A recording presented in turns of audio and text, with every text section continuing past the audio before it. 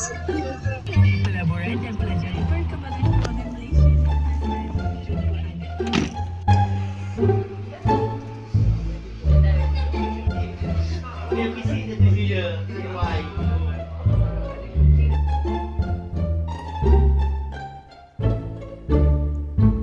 So, itu aja untuk raya yang pertama. Aku nak mengucapkan selamat hari raya. Maaf saya batin kalau aku buat silap ke, aku jarang upload video ke apa ke. Aku sorry sangat-sangat. Aku macam dah tak ada masa nak buat video. Itu aja kot.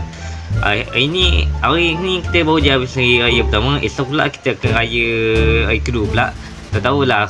Kita tengok macam mana nanti.